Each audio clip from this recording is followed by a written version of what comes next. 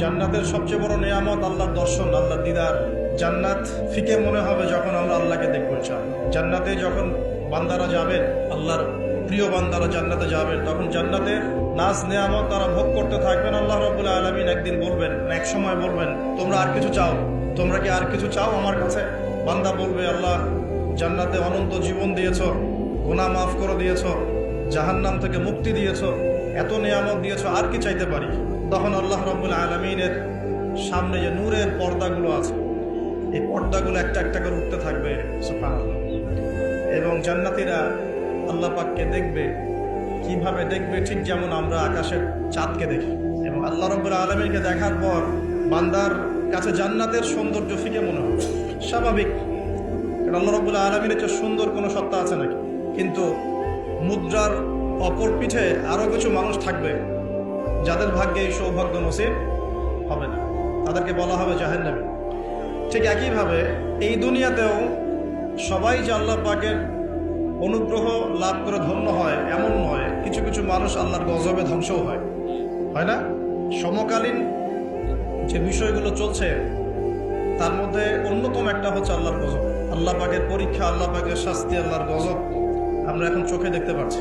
আল্লাহ রাব্বুল আলামিন পবিত্র কোরআনুল কারীমে বেশ কয়েকটা জায়গায় একটা সম্প্রদায়, একটা কওম, একটা জাতির কথা বলেছেন। তার নাম হচ্ছে কওমে মাদিয়ান। কি নাম? কওমে মাদিয়ান। শুআয়ব আলাইহিস সালামের কওম ছিল কওমে মাদিয়ান। কি নাম ভাই?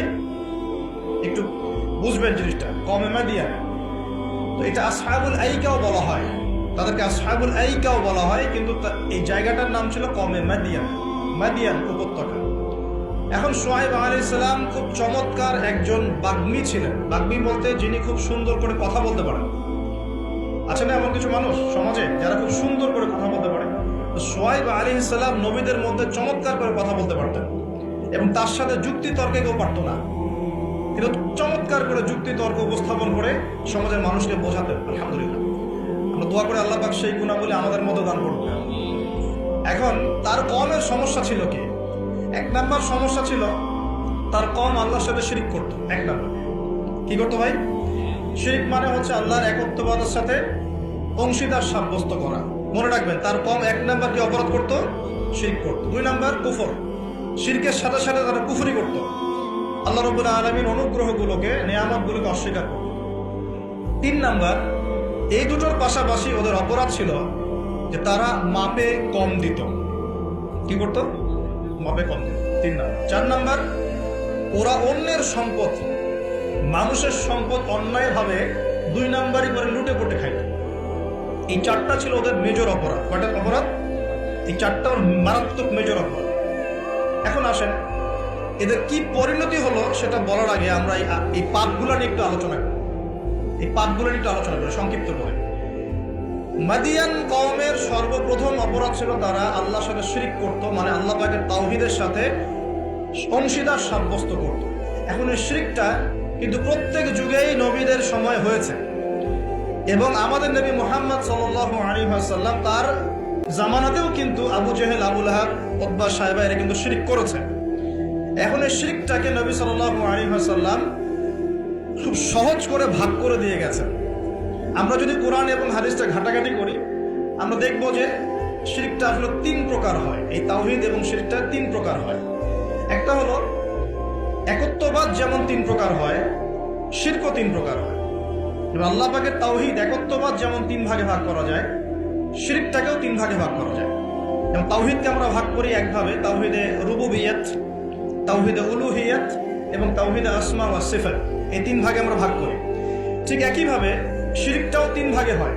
একটা হচ্ছে আশিরকু ফিল আকীদা, বিশ্বাসের মধ্যে শিরক, আশিরকু ফিল আমাল, কাজের মধ্যে শিরক, আশিরকু ফিল লিসান আও আশিরকু বিল কওল। শিরক হচ্ছে আপনার কথার মধ্যে অথবা জবানের মধ্যে, মানে ভাষাগত শিরক, কর্মগত শিরক এবং আকীদাগত শিরক। আমি কি বুঝতে পারছি? এই তিনটা সহজ করে দিলাম। শিরক এরকম তিন ভাগে ভাগ করা যায়।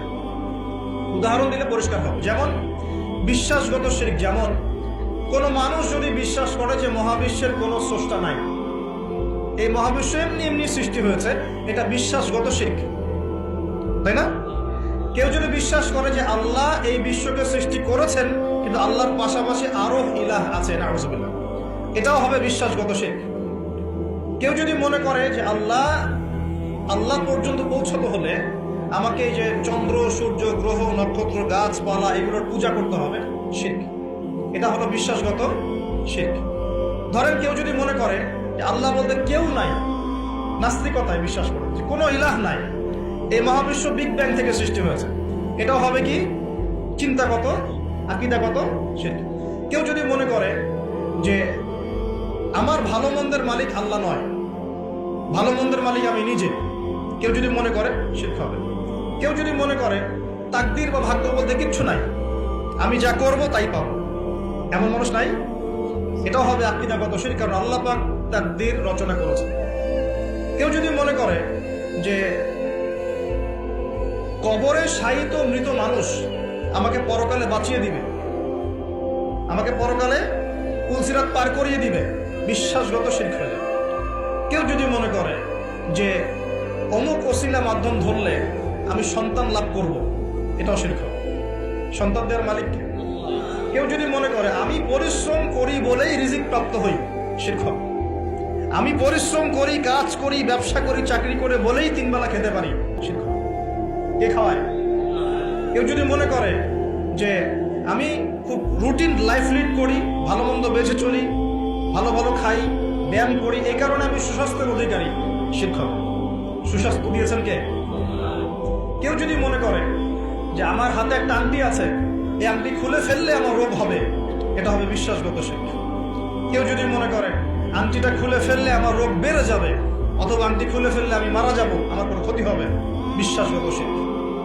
কেউ যদি মনে করে ভালোগুলো সব আল্লাহর পক্ষ থেকে আসে আর খারাপগুলো শয়তানের পক্ষ থেকে আসে, এটাও শিরক। কারণ ভালো মন্দ দুটোই কার পক্ষ থেকে আসে? আল্লাহর পক্ষ থেকে। চুল আঁচড়াচ্ছেন, চিরুনিটা হাত থেকে পড়ে গেল। কেউ যদি মনে করে এখন মেহমান আসবে বাসায়, এটা হবে একটা শিরক। বাসা থেকে বের হয়েছেন, হঠাৎ করে হোঁচট খেলেন, এই কাপড়টা আটকে গেল, আপনি মনে করছেন হয়তো বাইরে গেলে কোনো অমঙ্গল অকল্যাণ হতে পারে, বিশ্বাস করলেই শিরক। কেউ যদি মনে করে যে রাস্তার পাশে লোক বসে আছে টিয়া পাখি নিয়ে, ও আমার ভাগ্য বলতে পারে, বিশ্বাস করলে শিরক। কেউ যদি পত্রিকা খুলে দেখে রাশি ফলে লেখা আছে তুমি সিংহ রাশি, তোমার আজকের দিনটা এমন যাবে, বিশ্বাস করলে শিরক। কেউ যদি হাত দেখায় জ্যোতিষীকে, দেখিয়ে বলে যে আমার ভবিষ্যৎ বলে দেন, আমার কয়টা বিয়ে হবে, কয়টা বাচ্চা হবে, কেউ যদি বিশ্বাস করে, তাহলে শিরক। এরকম অসংখ্য শিরক হতে পারে, আমি বলে শেষ করতে পারবো না, যেগুলো মানুষের চিন্তার সাথে সম্পৃক্ত। কিসের সাথে সম্পৃক্ত? এই চিন্তার সাথে যে শিরকগুলো সম্পৃক্ত, এগুলোকে আমরা বলি আশরিকু ফিল আকীদা বা বিশ্বাসগত শিরক। আমি কি বুঝাতে পারছি?